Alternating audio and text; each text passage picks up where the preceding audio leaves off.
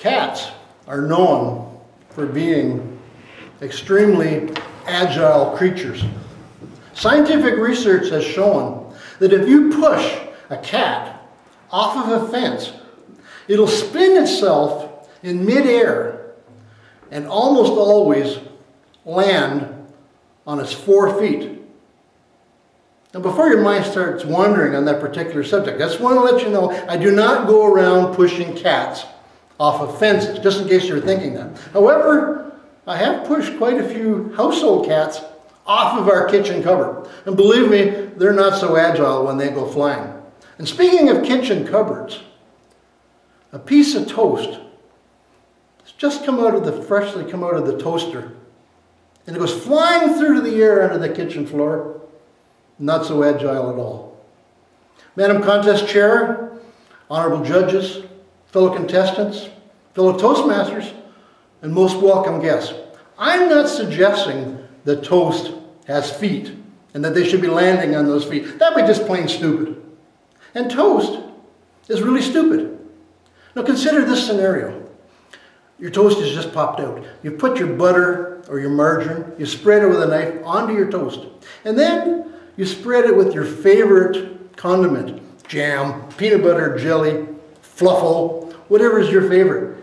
And then all of a sudden, inadvertently, the sleeve catches the corner of the toast and your toast goes airborne, right onto the floor. Now, when you look down, what do you invariably see? The toast. Good side up, good side down. It's almost always good side down. Exactly. But this is an amazing thing that happens. Your brain is so powerful. 2 different events take place at the speed of lightning. The first thing is you look down, you see it, you automatically utter something like, oh, fiddlesticks. Secondary, and like I said, the speed of lightning, this is deep inside your brain. This is where your reptilian brain kicks in. And it only has one question that it wants to know. Can I eat it? That's all it wants to know. Well, I would suggest you start the countdown. Anybody heard of the 5, 10, 15 second rule for food on the floor? Start it ticking. Not so much that it's a problem, but because toast gets cold. If you're lucky and you look down and your peanut butter is staring you in the face, scoop her up and eat it. There's no problem at all. Just go for it. However, if it's the good side down, you may want to pass on it. Just pick it up, throw it in the garbage. It's metaphorically and figuratively speaking, it's toast. Just get rid of it. And don't even worry about cleaning the floor up. That's where dogs come in. They'll lick that up. Now, I don't know where I originally learned the rules about recovering lost food. I think it might have been one of those parental things where fathers pass it down to son, just like how to work the barbecue. I'm not too sure. I think that might have been it. But I know for sure that there is a connection between rescuing food and the Canada's Food Guide. Anybody familiar with the Canada's Food Guide? Well, there's a series of classifications in there. And I'll try to go through a few of them. One is the meat. Everybody knows the meat category.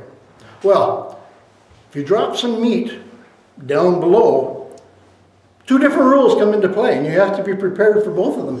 One of them, it really matters, are you inside, in the house, or you're outside? Let's start off with outside. Here's the scenario. Family get together. You're out working the barbecue. You are the designated barbecuist. You've got hamburgers and wieners sizzling away on the barbecue. And one of those wieners decides to go on a walkabout. It jumps up and it jumps onto the deck. So what happens?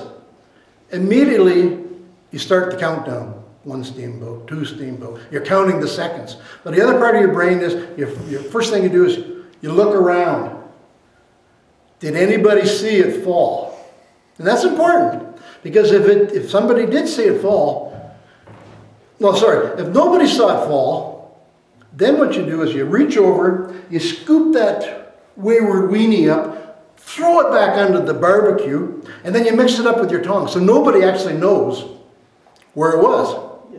And then there's no problems. They're good to eat. That's, you know, the rain washes all the dust down, so there's absolutely no problem. Now what happens when you made that precursory look to see if anybody was watching you? And somebody was. Well, a little bit modification is what you need. You still do the same thing. You reach over with your tongs, you grab that wayward weenie, and you make some kind of a comment, hey, get back here, where the heck do you think you're going? And you put it on, there's a little shelf on the barbecue, just put it there. Just leave it there.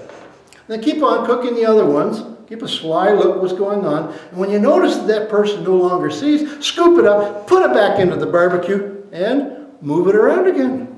That's the way you handle that. No problem. But what if the food falls, specifically the meat, if it falls when you're in the house? What do you do then? Once again, it's two sets of rules. It really depends if you're in a kitchen or perhaps a living room, because they have different environments. Kitchens usually have a vinyl flooring or perhaps a tile flooring. And that makes a difference, because if something drops on the floor there on a hard surface, you can just pick it up, especially if you got pets, you can just blow it off, or if it's perhaps a little on the fuzzy side, you can put it under a tap, throw it back on the frying pan, and cook it up that way. So that's easy enough in the kitchen. Living room gives you a different scenario. Quite often you have broadloom, carpet.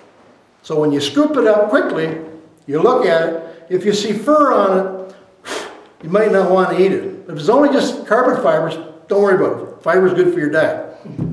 One of the other food groups that's really important to know about, and some people argue that it's not a food group, is chocolate.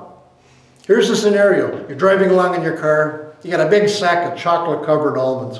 And you're almost down to the very last one. And one of them falls in between the seats. Well, in the old days, you would just drive along, you would reach over, you distort yourself, your body contortions, trying to grab that little piece, that wayward chocolate-covered almond. But nowadays, with the distracted driving rules, for the cost of a ticket, a fine, you may not want to do, you can buy an awful lot of chocolate. But the way to handle that, what you do is, you pull over as soon as you can. Go to a parking lot. And if you see an empty spot, try and find a spot to pull into that has an empty spot here and on either side of you. That way you can pull out your seats right in the parking lot there. And if you find your chocolate, it's heavenly. It's like finding a buried treasure. You know, that one treat that you find can be just as tasteful as any of the other ones combined. So it's definitely worthwhile doing it. And if you find something like a chicken McNugget, and it's a little furry, and you don't remember eating it, doesn't really all solve the problem, because it's a different kind of fur. You might want to pass on that one. Now there's one last group that I want to share with you, and it's the vegetable group, because you have to be really careful with this one. You're cooking supper, you're cooking some kale. Kale falls onto the floor. Immediately step away from it. It's not rescuable. Kale, you have to get somebody to come in, pick it up, throw it in the garbage. And probably be on the safe side. You probably shouldn't have any kale for the next 30 days, just in case there's any untoward effects. I'm not sure if the same rules apply in anybody else's house. I think it's something to think about. In our next lesson, we look at ways to reduce your dining out budget. How to steal food off of somebody else's table. What works? What doesn't work? Mental contest chair. Oops, at the end.